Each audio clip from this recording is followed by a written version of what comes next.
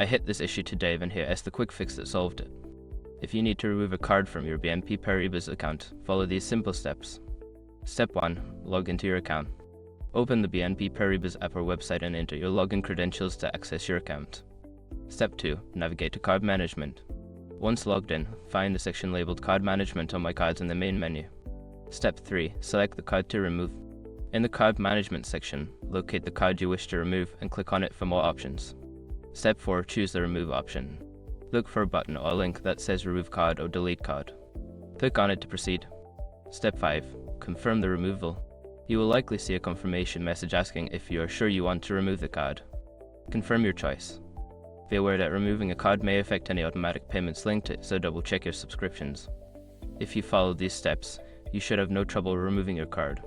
Good luck!